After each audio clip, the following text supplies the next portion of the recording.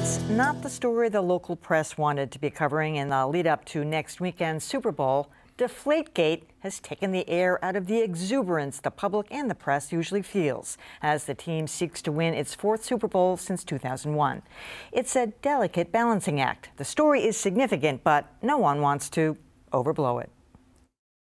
It took no time at all for the media to latch on to the perfect pseudonym to describe what happened during last Sunday's AFC Championship. Deflategate. Deflategate. Deflategate. Deflategate. The NFL has determined that 11 of 12 footballs used by the Patriots last Sunday were indeed underinflated.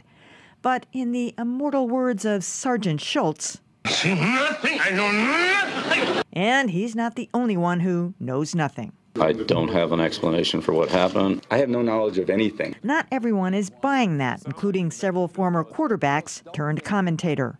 I just didn't believe what Tom Brady had to say. The whole thing makes for funny headlines, and the New York papers have had, well, a ball with it.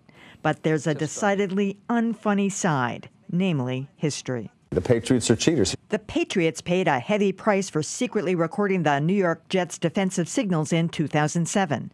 And now some commentators say they should pay again. Take away their first-round draft choice.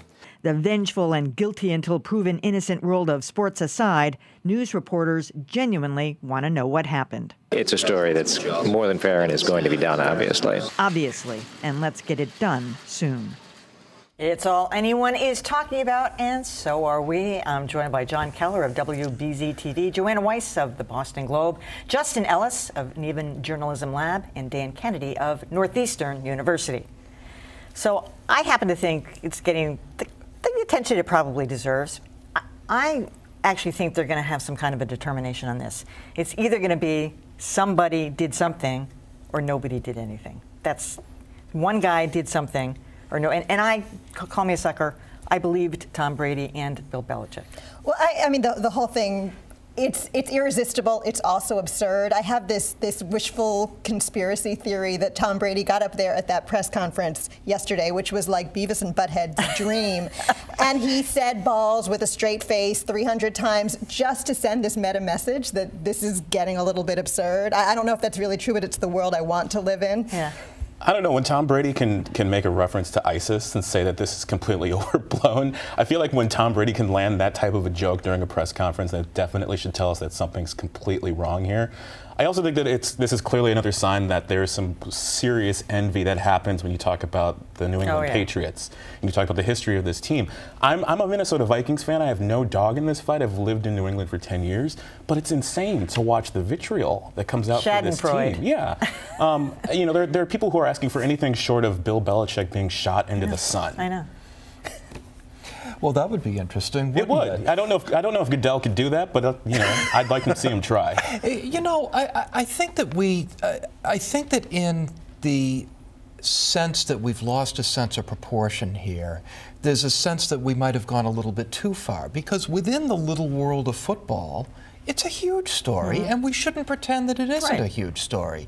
I mean, I've seen people say, well, how can we take this seriously when nobody cares about concussions, nobody cares about domestic violence? Those were enormous stories. What are people talking about? This is the big story of the week.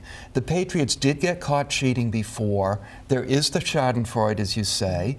I don't think that it's been disproportionate. Not within football. If you look at it in terms of world events, of course it's disproportionate. I mean, you call it schadenfreude. I just call it being a Bostonian, okay?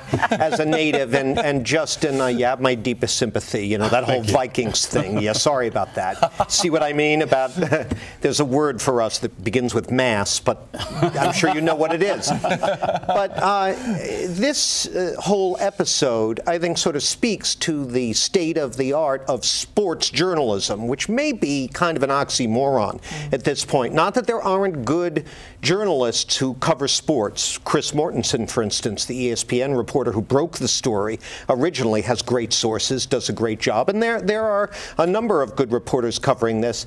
But in no other field, not even in politics, does a news story so immediately and overwhelmingly morph into an opinion story? Exactly. And the vacuum is immediately filled. It's really more like a tsunami of speculation, conjecture, and outright hatred, like this complete idiot who wrote a column in Sports Illustrated, full of innuendo about other ways in which the Patriots cheat. Bill Belichick had a TV monitor installed in the parking lot so he could see stuff that, even this is using fantasy. The term track record isn't exactly accurate. I mean, they had that one incident in 2007 with the New York Jets, but everybody's acting like there's a history of cheating. It was an incident. I saw one major news organization put up a list of the Pats' past transgressions that included the infamous retracted Herald story about them taping a St. Louis Rams practice years back prior to the Super Bowl. So, hello, check your facts, please. I think that we can't. Anything that's out there. Just throw it in. I think we can't also dispute the fact that there's a 2-week period in between the Super Bowl, which just,